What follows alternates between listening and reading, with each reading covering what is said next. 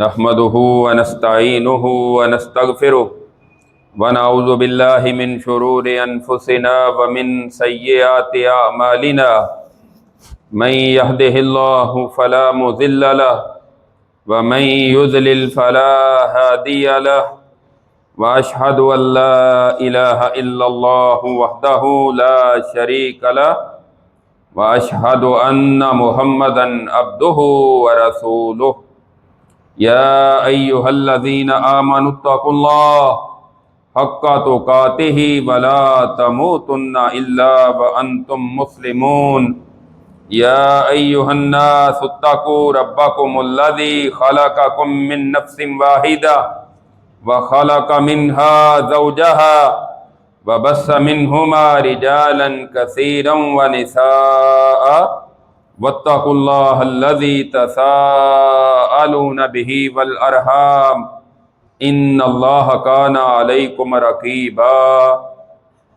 يا أيها الذين آمنوا اتقوا الله وقولوا قولا سديدا يصلح لكم أعمالكم ويغفر لكم ذنوبكم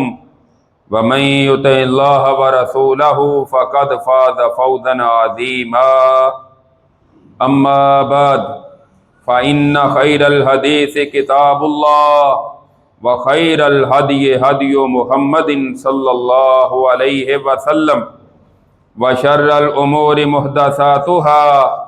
وكل محدثة بدعة وكل بدعة ضلالة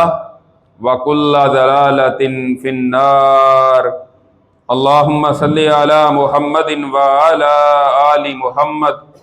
كما صليت على إبراهيم وعلى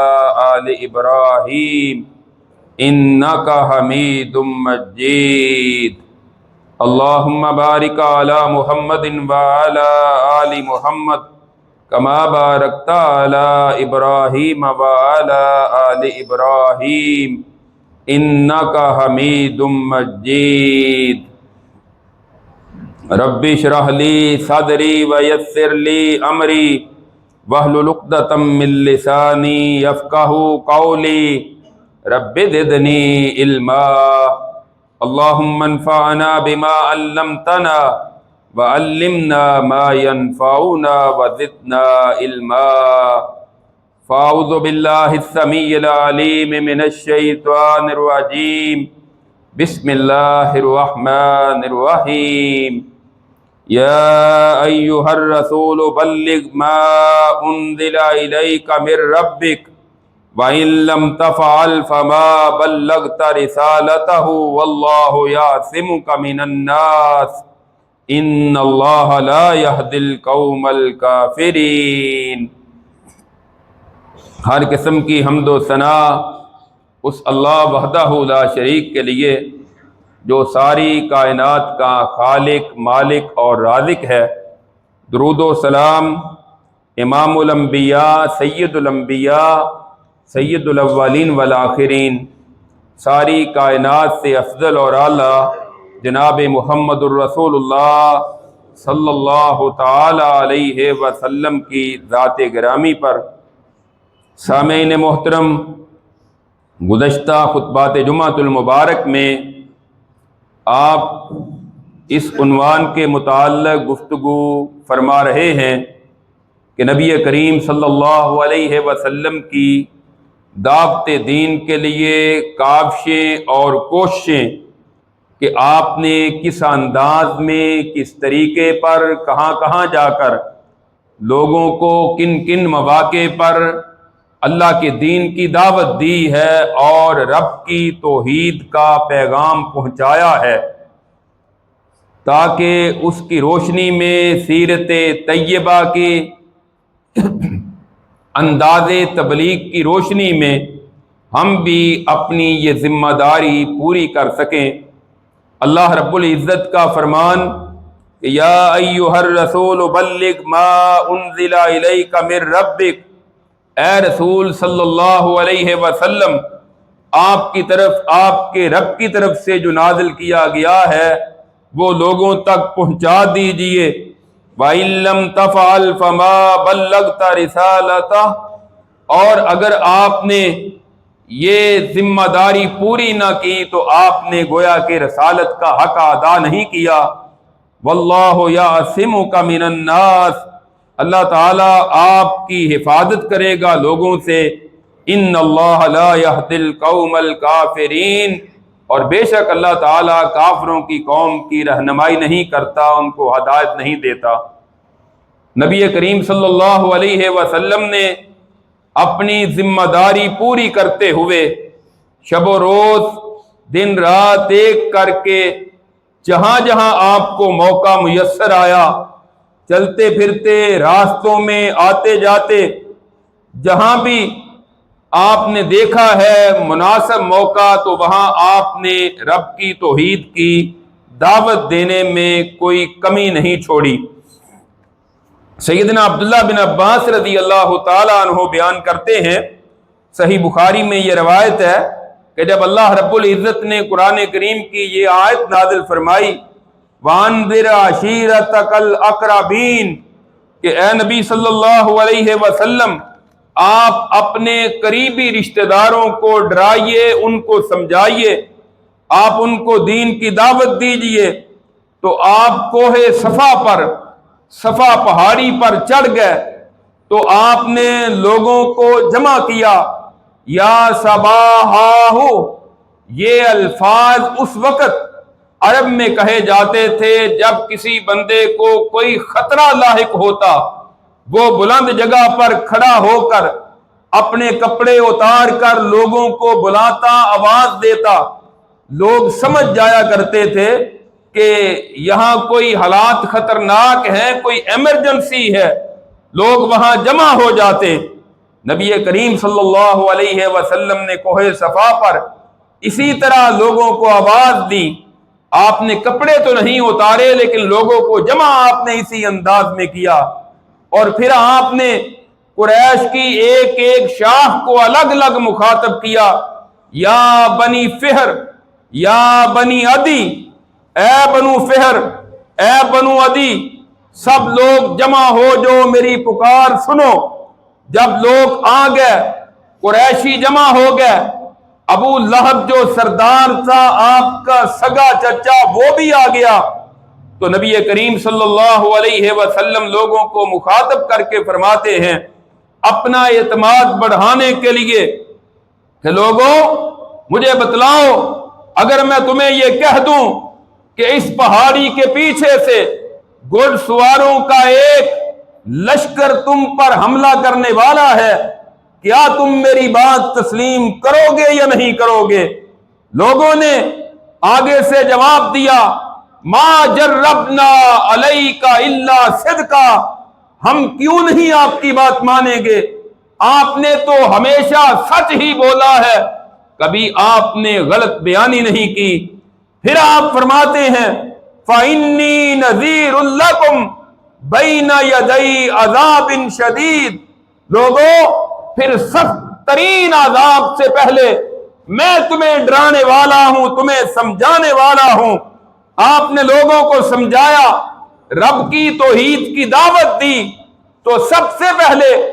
ابو لہب اٹھا اور کھڑا ہوا، کہنے لگا تبا لکا سائر الیوم الہذا جماعتنا، نعوذ باللہ، کہتا ہے تمہارے ہاتھ ٹوٹ جائیں، سارے دن کی تباہی اور ہلاکت تمہارے لیے ہو، کیا تو نے ہمیں اسی مقصد کے لیے جمع کیا تھا کہ تو ہمیں یہ توحید کی دعوت دے جس میں ہمارے معبودوں کی انسلٹ ہو اور ان کی نفی ہو؟ اللہ رب العزت نے اس موقع پر سورہ لہب نازل کر دی، تبت یدا ابی لہب وتب ما اغنا عنہ مالہ وما کسب۔ اللہ فرماتے ہیں ابو لہب جس نے میرے نبی کو یہ کہا ہے کہ تیرے ہاتھ ٹوٹ جائیں، اس ابو لہب کے دونوں ہاتھ ٹوٹ جائیں، یہ ہلاک ہو جائے، جو اس نے کمایا ہے، جو اس کا مال ہے وہ کچھ بھی اس کے کام نہیں آیا۔ یہ بدبخت نبی صلی اللہ علیہ وسلم کی دعوت اور آپ کی تبلیغ کے نتیجے میں آپ کو بد دعا دیتا ہے۔ عرش کے رب کو اس کا انداز اتنا برا لگا کہ اللہ نے خود اس کو جواب دیا کہ اس ابو لہب بدبخت کے ہاتھ ٹوٹ جائیں۔ آپ اندازہ کریں، آپ نے اپنے خاندان کے لوگوں کو جمع کیا اور آپ نے جمع کر کے ان کو رب کی دعوت اور رب کی توحید کا پیغام پہنچایا۔ اس سے یہ بات معلوم ہوتی ہے ہمیں بھی اپنے خاندان کے لوگوں کو، ہمیں بھی ایسے رشتہ داروں کو جو توحید سے دور ہیں، جو حق بات کو ابھی تک نہیں سمجھ سکے، ان کو جمع کریں اپنے گھر میں یا کسی مناسب جگہ پر، اور پھر ان کو خود توحید کی دعوت دیں۔ اگر خود توحید کی دعوت نہیں دے سکتے، کسی خطیب کو، کسی داعی کو، کسی مبلغ کو بلائیں اور ان سے درخواست کریں کہ آپ میری طرف سے حجت پوری کرنے کے لیے ان کو دین کی دعوت دیں۔ کتنے ہی لوگ ایسے ہیں کہ جن کو اللہ رب العزت نے توحید کی نعمت سے مالا مال کر دیا ہے، اور وہ اپنے رشتہ داروں کو نظر انداز کیے ہوئے ان کی پرواہ نہیں کرتے۔ ان کے بھائی، ان کے بیٹے، ان کے عزیز و اقارب، رشتہ دار، وہ اسی طرح توحید سے دور، سنت سے دور، کتاب و سنت سے دور بیگانگی کی زندگی بسر کر رہے ہیں، اور ہمیں ان کا احساس کرنا چاہیے، اور اس ذمہ داری کا احساس کرتے ہوئے کہ اللہ نے مجھے جو نعمت عطا کی ہے، میری رشتہ داروں کے ساتھ خیر خواہی کا یہی تقاضا ہے کہ میں ان کو بھی دین کی دعوت سمجھاؤں۔ جس طرح نبی کریم صلی اللہ علیہ وسلم نے، اور یہ حکم اللہ نے آپ کو دیا اور آپ کے ذریعے ساری امت کے لیے یہ ہے، وَأَنذِرْ عَشِيرَتَكَ الْأَقْرَبِينَ، اپنے قریبی رشتہ داروں کو ڈرائیے، ان کو سمجھائیے۔ تو آپ کے بعد امت کی ذمہ داری ہے، داعیان توحید و سنت، علماء کی ذمہ داری زیادہ ہے، اور باقی لوگوں کی ذمہ داری ان کے علم کے مطابق اور ان کے منصب کے مطابق ہے۔ لیکن کوئی شخص یہ نہیں کہہ سکتا کہ میری تو کوئی ذمہ داری نہیں، بس یہ علماء کا کام ہے کہ وہ لوگوں کو دین کی دعوت دیں اور وہ لوگوں کو کتاب و سنت سمجھائیں۔ اسی طرح نبی کریم صلی اللہ علیہ وسلم کے پاس آپ نے، صحیح بخاری میں ہے، حضرت ابو ہریرہ رضی اللہ تعالی عنہ بیان کرتے ہیں کہ گھڑ سواروں کا ایک آپ نے لشکر نجد کی طرف بھیجا، اور وہ دستہ گیا، انہوں نے وہاں بنو حنیفہ کا ایک سردار سمامہ بن اسال کو گرفتار کیا اور مسجد نبوی میں لے آئے، مسجد نبوی کے پلر کے ساتھ باندھ دیا، جو آپ کا بہت بڑا دشمن تھا۔ نبی کریم صلی اللہ علیہ وسلم تشریف لائے،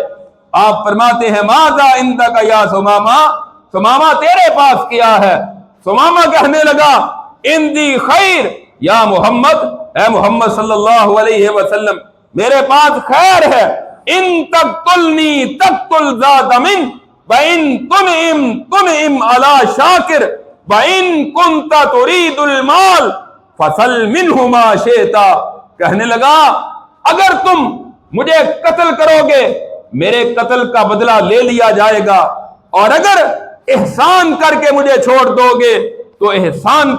اس شخص پر کرو گے جو نہ قدرہ نہیں ہے بلکہ قدردان ہے، احسان کا بدلہ احسان دے گا۔ اور اگر آپ کوئی مال چاہتے ہیں، میں ایک سردار ہوں، اپنے قبیلے کا چودھری ہوں، جو مانگتے ہو میں مال دینے کے لیے تیار ہوں۔ نبی کریم صلی اللہ علیہ وسلم نے اس کو صرف دین کی دعوت دی ہے، کچھ نہیں کہا۔ آپ نے اس کو کھانا کھلانے کا، دودھ پلانے کا حکم دیا کہ اس کی خدمت کی جائے، آپ تشریف لے گئے۔ دوسرے دن پھر آپ نے آگے اس سے پوچھا، اس نے جواب پھر وہی دیا، آپ پھر چلے گئے۔ تیسرے دن آپ نے آ کر اس سے پھر پوچھا، اس کا جواب وہی تھا۔ آپ نے فرمایا اطلق السمامہ، سمامہ کو چھوڑ دو، رہا کر دو، آزاد کر دو۔ اب یہ سمامہ نکلا مدینہ سے باہر، مسجد نبوی سے باہر نکلتا ہے، اور ایک باغ میں گیا، وہاں جا کر غسل کیا اور سوچنے لگا کہ وہ سچا نبی ہے کہ جس نے اپنے دشمن کو پکڑا تھا لیکن کچھ نہیں کہا، پیار کے ساتھ، حکمت کے ساتھ توحید کی دعوت دیتا رہا اور دین کی طرف بلاتا رہا۔ سمامہ تو کہاں جا رہا ہے، چل واپس چلا جا۔ نبی کریم صلی اللہ علیہ وسلم کے پاس دوبارہ حاضر ہوتا ہے اور گواہی دیتا ہے اشہد اللہ الہ الا اللہ وان محمد الرسول اللہ، میں گواہی دیتا ہوں اللہ کے سوا کوئی الہ نہیں اور محمد صلی اللہ علیہ وسلم اس کے رسول ہیں۔ اور پھر ثمامہ کہنے لگا اے محمد صلی اللہ علیہ وسلم، کلمہ پڑھنے سے پہلے اس کائنات میں نعوذ باللہ سب سے برا چہرہ مجھے آپ کا چہرہ لگتا تھا، اب پوری کائنات میں اگر کوئی خوبصورت چہرہ لگتا ہے تو وہ بھی آپ کا چہرہ ہے۔ اس سے پہلے آپ کا مدینہ مجھے سب سے برا لگتا تھا، لیکن اب مدینہ کے ساتھ میری محبت سب سے زیادہ ہو گئی ہے۔ اچھا میں تو جا رہا تھا عمرہ کرنے کے لیے کہ آپ کے سپاہی اور آپ کے صحابہ مجھے گرفتار کر کے لائے، اب کیا مجھے اجازت ہے کہ عمرہ کر لوں؟ آپ نے فرمایا جو عمرہ کر لو۔ اس سے یہ بھی معلوم ہوتا ہے کہ جو شخص مسلمان ہوتا تھا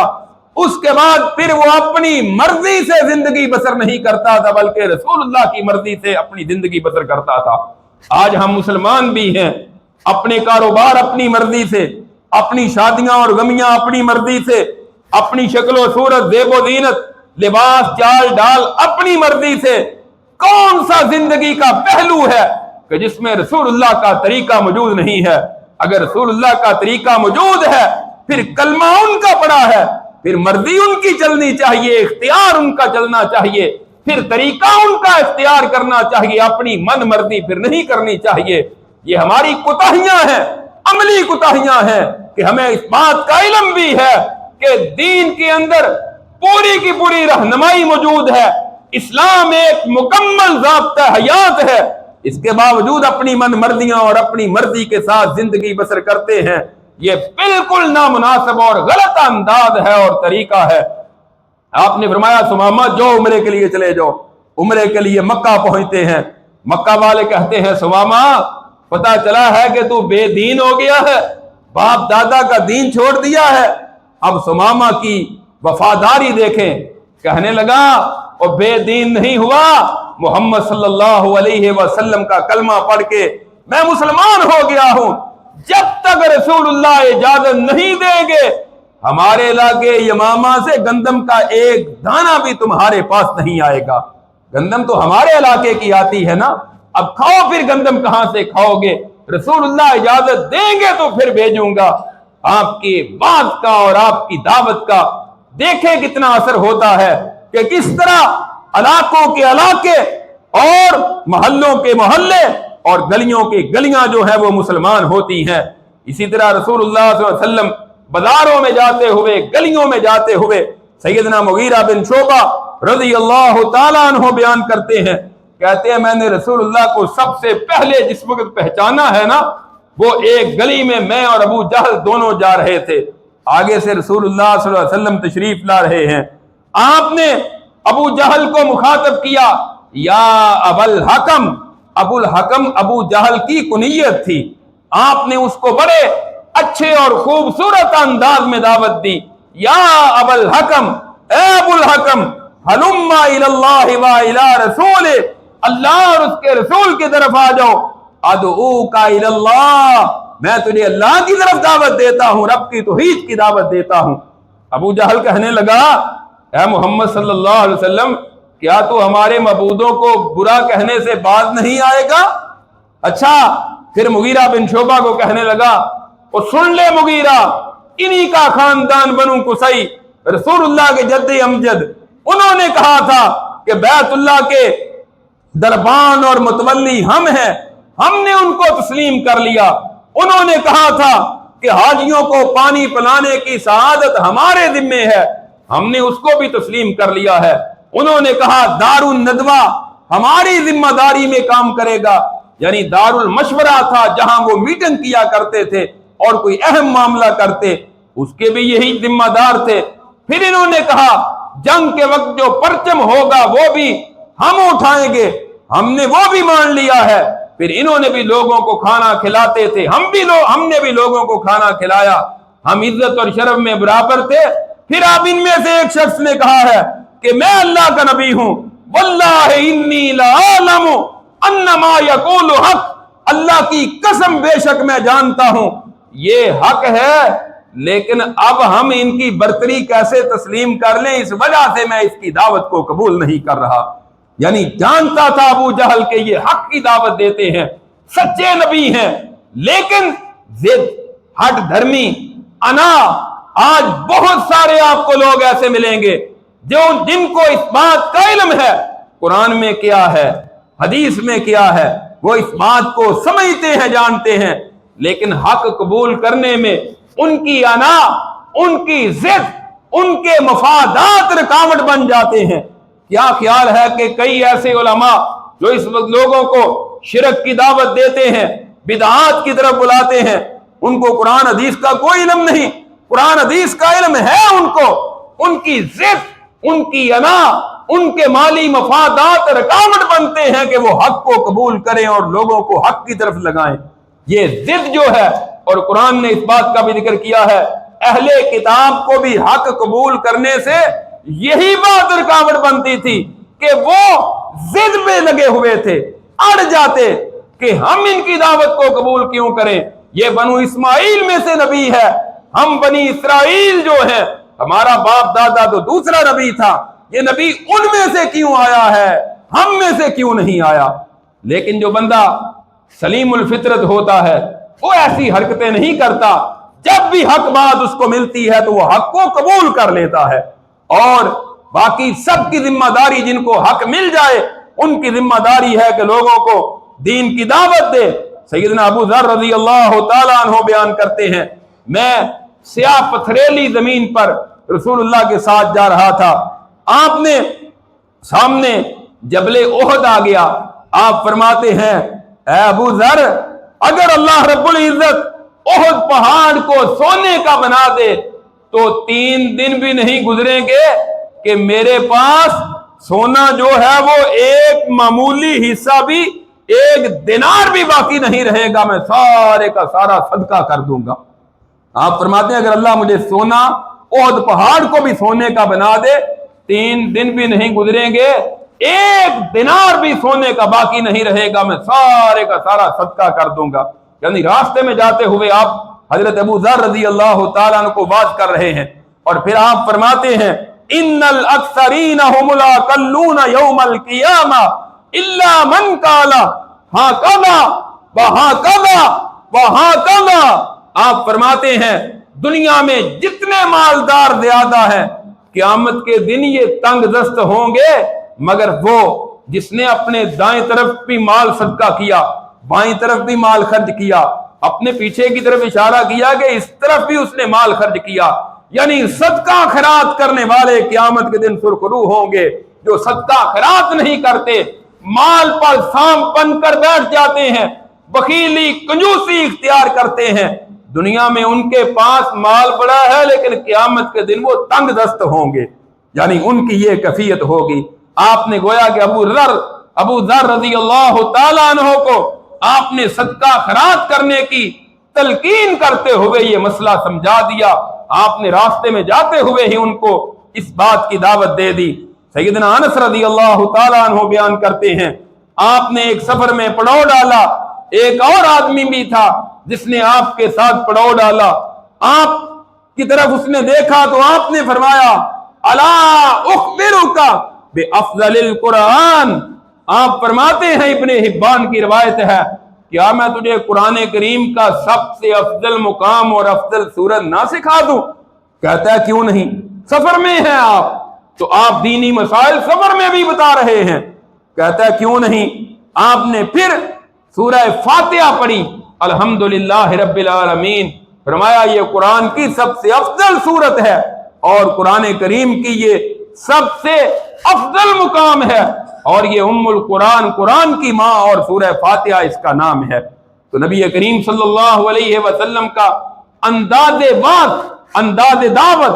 دین کے لیے آپ کی کوشش اور کاوش کس طرح ہے؟ صحیح مسلم میں روایت ہے، سیدنا عبداللہ بن عمر رضی اللہ تعالیٰ عنہ بیان کرتے ہیں ہم رسول اللہ صلی اللہ علیہ وسلم کے ساتھ مکہ سے مدینہ کا سفر کر رہے تھے، راستے میں نماز کا وقت قریب تھا، صحابہ اکرام کچھ آگے بڑھے، پانی نظر آیا، جلدی جلدی انہوں نے وضو کیا، اور جب ہم پہنچے رسول اللہ نے دیکھا انہوں نے عصر کی نماز کی تیاری تو کی ہے، وضو تو کر لیا ہے، لیکن ان کی ایڑیاں جو ہیں وہ خشک رہ گئی ہیں۔ عام طور پر لوگ وضو کرتے ہوئے اپنی ایڑیوں کو ملتے نہیں یا کوہنیوں کو ملتے نہیں، بلکہ ویسے ہی پانی ڈال لیتے ہیں، وہ خشک رہ گئی ہیں۔ آپ نے ارشاد فرمایا ویل للعقاب من النار، ان ایڑیوں کے لیے جہنم کی آگ کی ہلاکت ہے جو وضو کے دوران خشک رہ گئی ہیں۔ پھر آپ نے فرمایا اسبغ الوضو، لوگوں وضو اچھی طرح مکمل کیا کرو، اس طرح نہ کیا کرو۔ گویا کہ آپ نے چند صحابہ کی کمی اور کوتاہی کو دیکھا، اسی وقت آپ نے ان کو ٹوکا اور سمجھایا کہ یہ تو بہت بڑے نقصان والی بات ہے، یہ تو بہت بڑا خسارے والا عمل ہے جو تم نے کر لیا ہے، یہ تو بہت غلط کام تم نے کیا ہے۔ حضرت زید بن ثابت رضی اللہ تعالیٰ عنہ بیان کرتے ہیں کہ آپ بنو نجار کے باغ میں سے ایک خچر پر سوار ہو کر گزر رہے تھے کہ آپ کے ہمراہ ہم لوگ بھی تھے۔ وہاں آپ نے کچھ قبریں دیکھی جن کی تعداد 6 تھی یا 5 تھی، راوی کہتے ہیں یا 4 تھی، یعنی 6 سے لے کر 4 تک وہاں قبریں موجود تھی۔ آپ کے خچر نے اچانک بدکنا شروع کر دیا، قریب تھا کہ وہ آپ کو گرا دے۔ آپ فرماتے ہیں من یعرف اصحاب هذه الاقبر، کوئی جانتا ہے یہ قبروں والے کون ہیں؟ ایک شخص کہتا ہے اللہ کے رسول میں جانتا ہوں یہ قبروں والے کون ہیں۔ آپ نے فرمایا فمتا مات هؤلاء، یہ لوگ کب فوت ہوئے ہیں؟ اس نے جواب دیا کہ یہ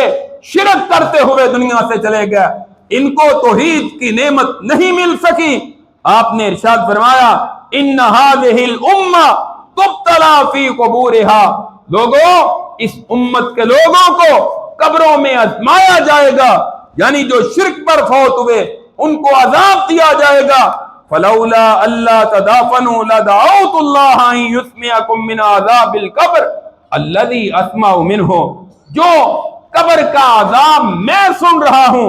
اگر مجھے اس بات کا اندیشہ نہ ہوتا کہ تم اپنے مردوں کو قبروں میں دفن کرنا چھوڑ دو گے، میں اللہ سے دعا کرتا اللہ تمہیں بھی عذاب قبر کی سختیاں سنا دیتا۔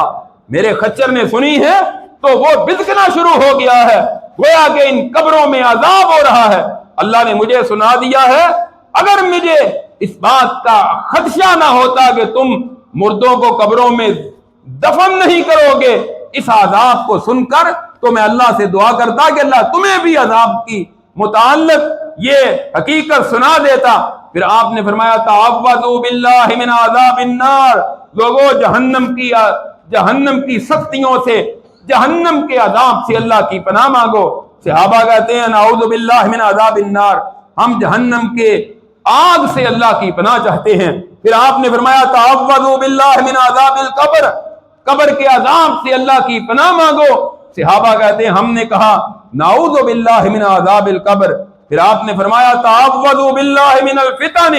ما ظہر منها وما بطن، جو ظاہری اور باطنی فتنے ہیں ان سے بھی اللہ کی پناہ طلب کرو۔ ہم نے کہا نعوذ باللہ من الفتن ما ظہر منها وما بطن۔ پھر آپ نے فرمایا تعوذوا باللہ من فتنۃ الدجال، دجال کے فتنے سے بھی اللہ کی پناہ مانگو۔ صحابہ کہتے ہیں ہم نے کہا نعوذ باللہ من فتنۃ الدجال، ہم دجال کے فتنے سے بھی اللہ کی پناہ مانگتے ہیں۔ اس حدیث سے یہ بات واضح ہوتی ہے کہ آپ قبروں کے پاس سے گزرے تو آپ نے وہاں جو منظر سنا، فوری طور پر آپ نے اپنے صحابہ کو تنبیہ کی اور ان کو عذاب قبر، جہنم کی آگ کے عذاب سے، دجال کے فتنے سے اور باقی ظاہری اور باطنی فتنوں سے پناہ مانگنے کی تلقین کی۔ اور آپ اپنی ہر نماز میں بھی یہ دعا مانگا کرتے تھے اللہم انی اعوذ بک من عذاب القبر واعوذ بک من عذاب جہنم واعوذ بک من فتنۃ المسیح الدجال واعوذ بک من فتنۃ المحیا والممات اللہم انی اعوذ بک من المأثم والمغرب۔ التحیات میں سلام پھیرنے سے پہلے آپ یہ دعا پڑھا کرتے تھے۔ اور حدیث میں یہ بھی آتا ہے کہ جب کوئی شخص 3 مرتبہ کہتا ہے اللہ مجھے جہنم کی عذاب سے بچا لے، جہنم کہتی ہے یا اللہ اس کو نجات دے ہی دے۔ اور فرمایا جو 3 مرتبہ کہتا ہے اللہم انی اسالک الجنہ اے اللہ میں تجھ سے جنت کا سوال کرتا ہوں، جنت خود ہی کہتی ہے یا اللہ اس کو جنت میں داخل کر ہی دے۔ اس لیے یہ دعائیں مانگنی چاہیے، اور اس سے یہ بھی واضح ہوتا ہے کہ قبر میں عذاب بھی دیا جاتا ہے۔ آج مسلمان کہلوانے والے کئی گروہ ایسے ہیں جو عذاب قبر کا انکار کرتے ہیں، وہ کہتے ہیں قبر میں کوئی عذاب نہیں ہوگا۔ رسول اللہ کہہ رہے ہیں ان کو قبر میں عذاب دیا جا رہا ہے، اور یہ کلمہ پڑھنے والے اس بات کا انکار کر رہے ہیں۔ حضرت برا رضی اللہ تعالیٰ عنہ کہتے ہیں ہم ایک جنازے میں رسول اللہ صلی اللہ علیہ وسلم کے ساتھ قبرستان میں پہنچے، ابھی تیاری ہو رہی تھی قبر کی، آپ ایک قبر کے کنارے پر بیٹھ گئے اور آپ رونے لگے، حتیٰ کہ آپ کے رونے کی وجہ سے جو مٹی تھی وہ گیلی ہو گئی۔ پھر آپ فرماتے ہیں یا اخوانی لمثل ھذا فاعدوا، اور میرے بھائیو اس طرح کی قبریں جو ہیں ان کی سختیوں سے اور بچنے کے لیے کچھ تیاری کر لو، آخرت سے پہلے اس کی تیاری کرو، قبر میں جانے سے پہلے اس کی تیاری کر لو۔ اسی طرح ایک روایت میں ہے رسول اللہ صلی اللہ علیہ وسلم نے چلتے ہوئے قبروں کے پاس سے گزرے تو آپ نے فرمایا ان دو قبر والوں کو عذاب دیا جا رہا ہے، ان میں سے ایک پیشاب کے چھینٹوں سے نہیں بچتا تھا اور دوسرا چگلی بڑی کرتا تھا، ان دو گناہوں کی وجہ سے ان کو عذاب دیا جا رہا ہے۔ گویا کہ رسول اللہ صلی اللہ علیہ وسلم کا انداز تبلیغ، آپ کی دعوت کا انداز، چلتے پھرتے گلیوں میں بازاروں میں، قبرستان گئے ہیں تو وہاں،